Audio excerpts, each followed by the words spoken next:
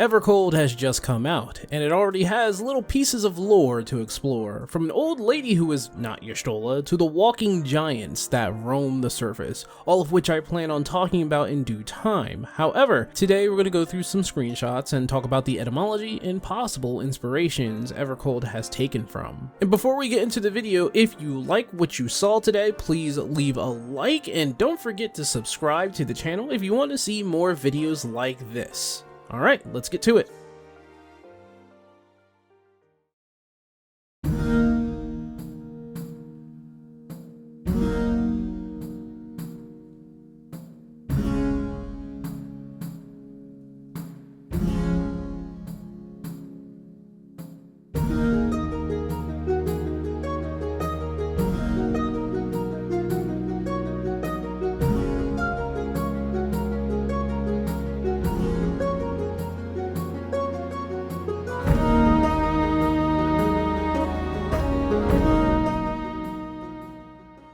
From the mini screenshots they provided during the Fanfest, Team Yoshida gave emphasis to non-icy landscapes and settings. And as we can see, the culture and monuments do reflect a sort of Norse and Viking aesthetic. Now, it was plain to see that it was Norse. It was a huge inspiration, pretty much. But I do believe we are also borrowing from other sources from the same series as well, and I'll get to that point. What I want to point out first are these screenshots. Now I want to point out these small little hobbit homes here. These may not be homes per se for regular folks, that is unless they are homes for a certain feline-like race that is going to be introduced to us in Evercold. It is possible that we are looking at their homes. And they seem to be one with nature, being part of the hill and not disturbing the area around them. You can see in the back we have more houses and, even more importantly, structures that have a tree pattern on them. Now in Norse mythology, the biggest tree is said to be Yggdrasil, and you will see tree designs all over the place. You will also see them in future screenshots. Now we don't know the symbolism of these trees, we don't know why they're on homes, walls, and pillars, but they are everywhere. Yggdrasil was a huge part of Norse mythology,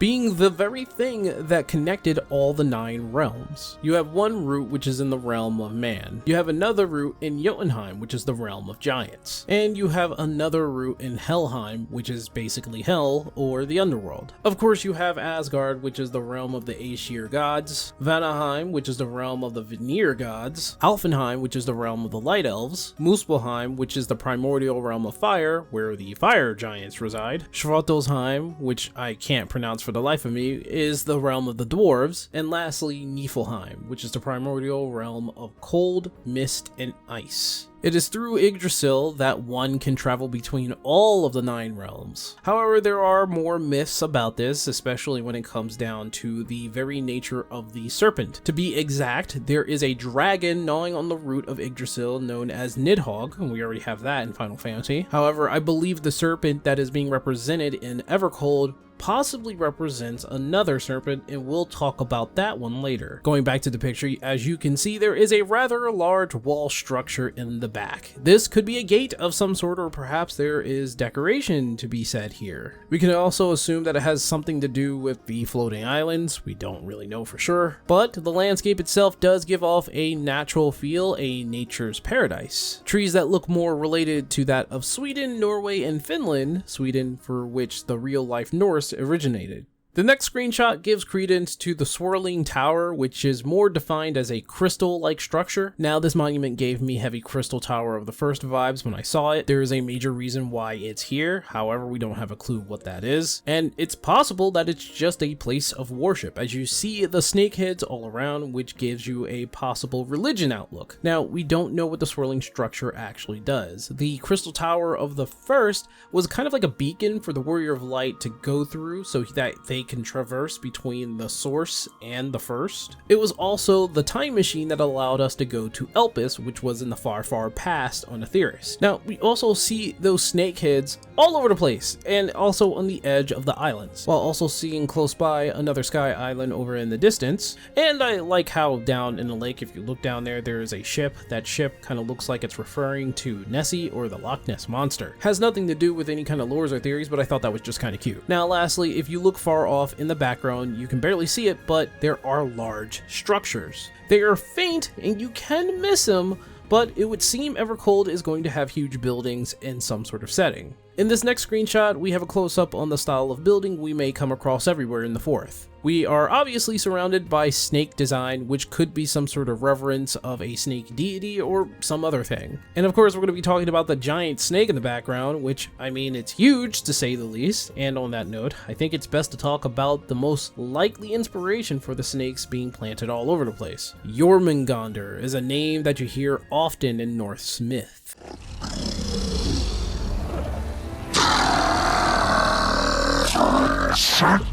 It speaks? Yeah! Mom said he's friendly!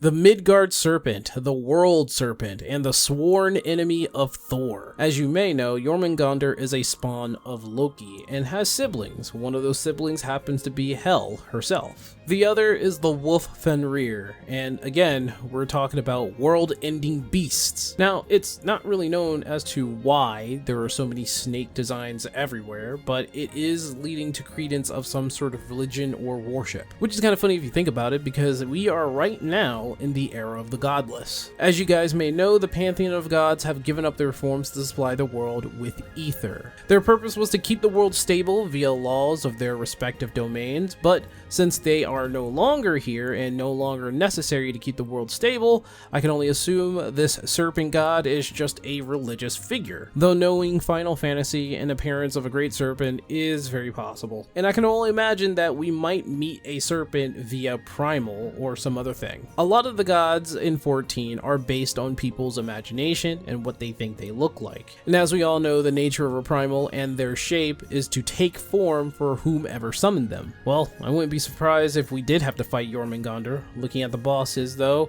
nothing really beats Midgardsormr in terms of size. Speaking of, I think we all know who Midgardsormr is supposed to be a reference to. This next screenshot has two versions, a day and a night. At first sight, it doesn't seem to be too interesting, but looking closer, it shows that this world has an active trading system and a boating culture. Sky fishing is a thing in Final Fantasy, and since we are in a world with floating islands, it would make sense that they would need to trade amongst themselves by flying boats. This looks to be a fishing village or a docking village. You can see a crane for hauling cargo in the back, and the boats on the dock are perhaps using the same technology or magic that is holding up the island. In the back there seems to be buildings that form windmills, and on top of some of those buildings there are windmills themselves, perhaps for grain and other works. And looking at these racks, I can only assume that these are for displaying produce or mayhaps fish. We can tell that this is a busy area with cargo all over the place, and assuming that this may be an offshoot island, seeing a path that may connect to what we saw in example 1. The far off wall gives credence to that if this is true, so I can only assume that we are getting screenshots that are relative to each other, so example 1 may be connected to this screenshot here. In this next screenshot, we have a ruined looking building surrounded by a golden field. You can see a road made to go to and fro from the ruins. There are also monuments which has a glowing design, perhaps contraptions of some sort. In the back seems to be a tower with the snake design barely visible, and of course we cannot miss the giant sundial looking object, also glowing with a golden light. Not very certain if this wall is a gate or not, but with something this big, it can be certain that it has some importance to the area. Now, if you look closely at the ruin, you may see something familiar, an aetheryte crystal, and a familiar design we've already seen before. Yes, these are the outsides of example 1, as the same slope looking monument can be seen from here. I want to take note of this cute little building here. I just think it's kind of adorable, and also the other houses, meaning that there are people who live outside of this room-like structure. This screenshot depicts a night view of a cliffside town. The contraption that is glowing seems to be a lift to carry people and objects. You can actually see another crane far off in the distance. There seems to be entrances into the walls of these cliffs, seeing how there are windows everywhere that are lit up. And far off into the distance, there seems to be an entrance to perhaps a mine or a cave. I'm not really too sure. But it would surprise me if there are mines, seeing how this is a floating island with limited resources if that was the case. Caves, that kind of makes sense actually. Now, this next screenshot has a design that reminds me a lot of Final Fantasy X's world design. Though not one-to-one, the feeling from looking at this screenshot gives me a lot of that. Probably nostalgia, maybe? And maybe it is just my nostalgia talking, but when I look at this, a lot of Spira just flies into my face. Perhaps it's the temple design that you see in Final Fantasy X, perhaps it's the cities. You have to remember that there are ancient ruins and an old culture that was present in Final Fantasy X, and the reason why people don't use that old culture or the Machina was because it was blasphemous against their religion. So they have repurposed ruins that look very similar to what we have in the screenshots. But let's get back into the screenshot. It looks like we're at the docks of some place, and off into the distance there seems to be a rather large tower or monument that has a gate on the top of it. It could just be an arch or decoration, so it doesn't have to be a gate, but you could see the heavy Norse design within that arch. If I were to guess, this is possibly a very important location within the Fourth, which is the reason why it looks so grandiose. And it should be very obvious, seeing how there is an aetheryte straight up in the middle. The other thing to take in notice is the blue crystal design all over the place. There are blue crystals on top of buildings, on the side of buildings, and I don't know if they are there for maybe lighting or decoration. This next one shows a huge gate with more the Final Fantasy X feel. There are more tree designs on the walls, and blue crystals seems to be ever present. And more on the tree-like design, as you can see with these two pillars, you have trees jutting out from the top of them. I believe these are just shaped in, just like over in the distance under the arch, you can see maybe roots just being shaped into the design of the buildings. Now, this seems to be the same location as the last screenshot, as it shares the design of the blue crystals all over the place. It also gives off the same feel, as there is fog everywhere, which gives me a feeling that this may be somewhere closer to the surface. And I could be wrong, this may have nothing to do with the surface, but as we saw in the trailer, fog and cloud seems to be somewhere around the surface just as well because of the ice. And here's a sneak peek to what we're going to be looking at in the next video with this giant creature just jutting all over the place. It does seem larger than life because of the fog that's on the ground. I believe that is fog and not the clouds. If we had to fight something this huge, it would be one of those things that I have to ask how. That's why I believe that what's down there is actually fog. But anyway, I love the design here. I love the gates. I love the wall. I love the tree design. I love pretty much everything that I'm looking at here, and it gets me a little bit more excited for Evercold.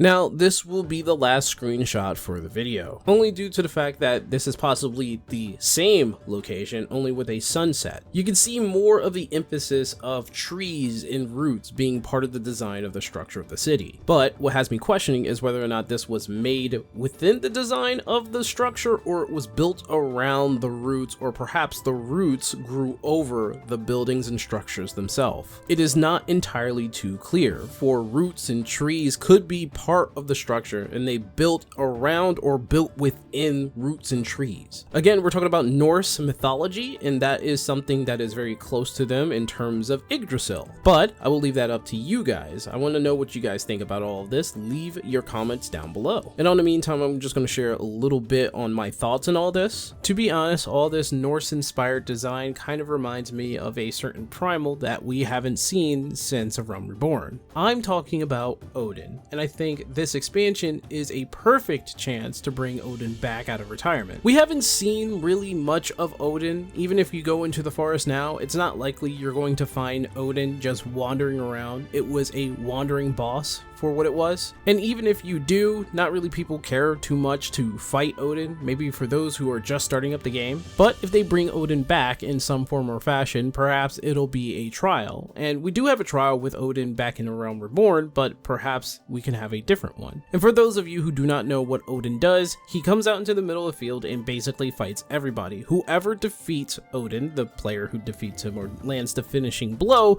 becomes the shape of Odin. The reason for this is that Odin is not really the horse or the rider, but the sword. And now that we're going into a Norse-inspired fourth, I think Odin should just pop up. But that's just my opinion. I want to know what you guys think. As I said before, let me know what you guys are thinking about all of this. The fourth, the Norse designs, pretty much everything. Who do you think you'll see, and what do you think is going to happen in the fourth?